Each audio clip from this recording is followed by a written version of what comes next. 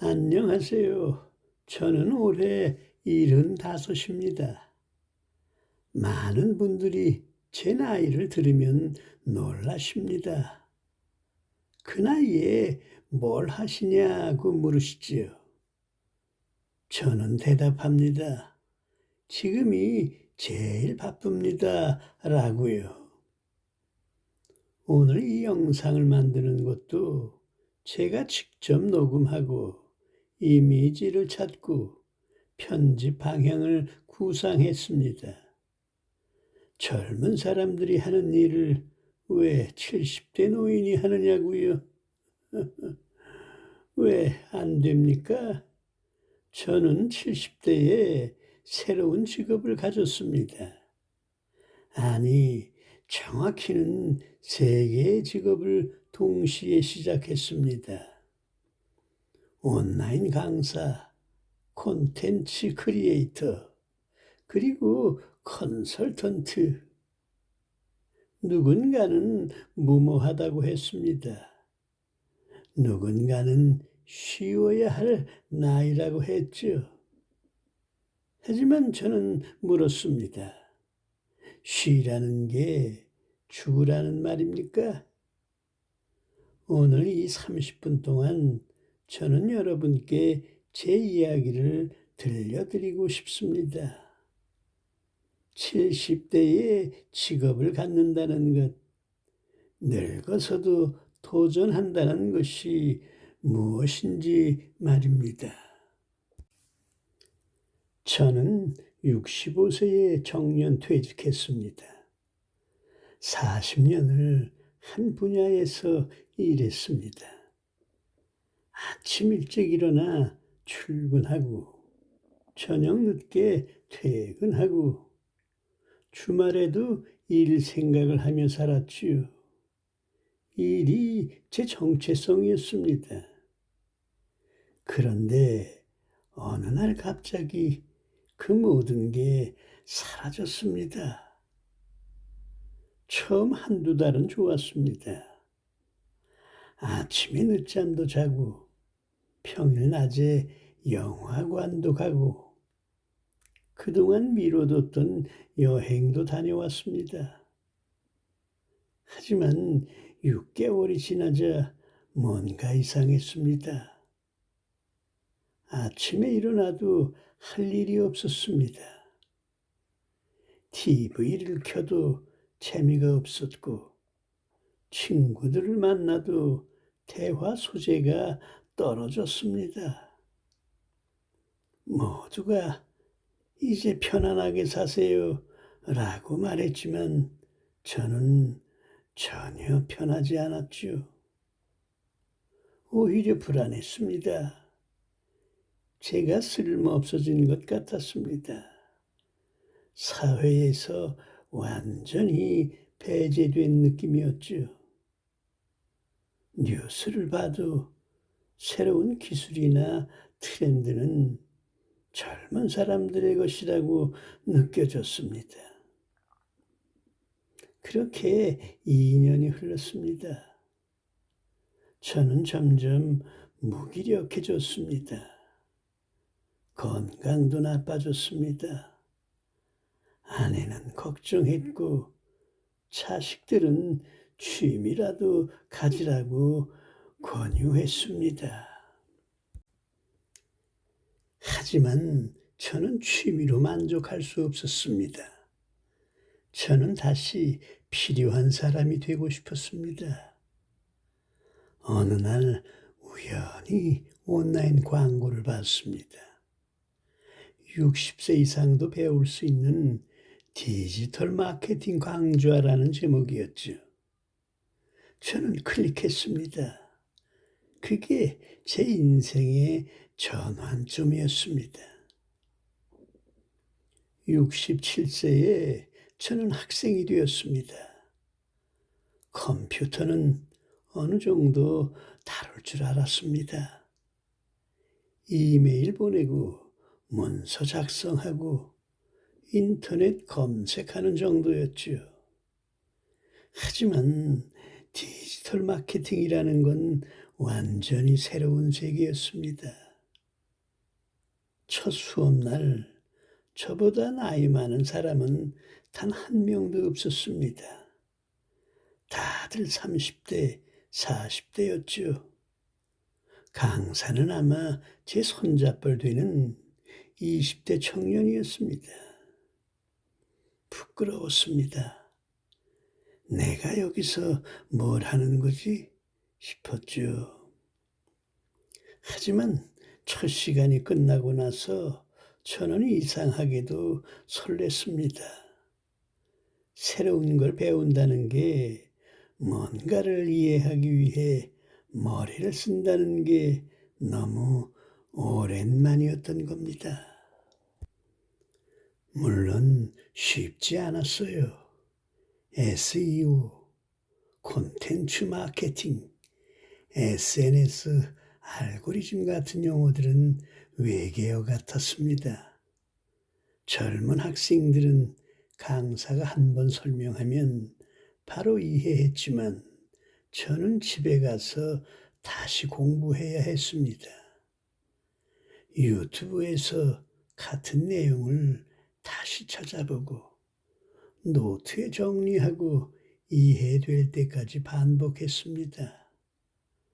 어떤 날은 좌절했습니다. 이 나이에 이게 무슨 소용인가 싶었죠. 하지만 포기하지 않았습니다. 왜냐하면 저는 알았으니까요. 포기하고 집에 돌아가면 다시 그 무기력한 일상으로 돌아간다는 걸. 3개월 과정을 끝냈을 때 저는 수료증을 받았습니다. 그보다 더 소중한 걸 얻었죠. 자신감이었습니다. 나도 할 수 있다는 확신이었죠. 그때 저는 결심했습니다. 이걸 직업으로 만들겠다고. 많은 사람들이 말렸습니다. 그냥 취미로 하세요. 그 나이에 돈 벌려고 하지 마세요. 라고요. 하지만 저는 명확했습니다. 저는 취미가 아니라 진짜 일을 원했습니다. 68세에 저는 제 첫 온라인 강의를 만들었습니다. 주제는 중장년을 위한 디지털 전환 입문이었습니다. 제가 겪었던 어려움, 제가 배운 노하우를 정리해서 같은 처지의 사람들에게 전하고 싶었지요. 온라인 강의 플랫폼에 등록하려니 또 난관이었습니다. 촬영 장비를 사야 했고, 영상 편집을 배워야 했고, 강의안을 만들어야 했습니다. 주변에서는 전문 강사도 아닌데 누가 들어주겠느냐며 회의적이었습니다. 하지만 저는 제 강점을 알았습니다. 저는 같은 세대였습니다. 젊은 강사들은 이해하지 못하는 우리 세대가 겪는 디지털 격차의 고통을 저는 알았습니다. 촬영은 스마트폰으로 시작했습니다. 편집은 무료 프로그램으로 배웠습니다. 모든 게 서툴렀지만 진정성 하나만큼은 있었습니다. 첫 강의를 올렸을 때 일주일 동안 수강생이 3명이었습니다. 솔직히 실망했습니다. 하지만 그 3명이 남긴 후기를 보고 눈물이 났습니다. 저도 70세입니다. 이런 강의를 기다렸습니다. 설명이 천천히 되어 있어서 따라하기 쉬웠습니다. 같은 세대 강사여서 더 이해가 잘 됩니다. 그때 깨달았습니다. 숫자가 아니라 가치가 중요하다는 걸. 저는 계속 강의를 만들었습니다. 한 달에 하나씩, 두 달에 하나씩, 이메일 쓰는 법, 온라인 쇼핑하는 법, 스마트폰 200% 활용법. 점점 수강생이 늘었습니다. 10명, 20명, 100명. 1년 후 저는 플랫폼에서 베스트 강사로 선정되었습니다. 제 나이를 아는 사람들은 모두 놀랐습니다. 하지만 저는 놀랍지 않았습니다. 왜냐하면 저는 누구보다 열심히 했으니까요. 밤 11시, 12시까지 피드백에 답하고 강의를 업데이트하고 더 나은 방법을 연구했습니다. 나이가 많다는 건 핑계가 아니었습니다. 오히려 강점이었습니다. 강의를 하면서 저는 또 다른 가능성을 발견했습니다. 사람들이 제 이야기에 관심을 보인다는 거였죠. 어떻게 70대에 이런 걸 배우셨어요? 힘들지 않으세요? 동기부여가 뭐예요? 저는 생각했습니다. 제 경험 자체가 콘텐츠가 될 수 있다고. 그래서 블로그를 시작했죠. 70대 디지털 도전기라는 제목으로 제가 겪는 시행착오, 배우는 과정, 느끼는 점들을 글로 썼습니다. 처음에는 일기 쓰는 듯 했습니다. 하루 배운 것, 실패한 것, 재미있었던 것을 기록했죠. 방문자는 거의 없었습니다. 하지만 3개월쯤 지나니 댓글이 달리기 시작했습니다. 저희 아버지도 용기를 내셨으면 좋겠습니다. 60대인 저도 할 수 있을 것 같아요. 감동받았습니다. 응원합니다. 그 댓글들이 저를 움직였죠. 저는 더 많은 플랫폼으로 확장했습니다. 유튜브도 시작했고 인스타그램도 만들었습니다. 유튜브는 정말 어려웠습니다. 촬영, 편집, 썸네일 만들기, 제목 짓기, 배워야 할 게 끝도 없었죠. 젊은 유튜버들의 영상을 보면서 따라하려 했지만 제 방식을 찾는데 시간이 걸렸습니다. 결국 저는 제 스타일을 만들었습니다.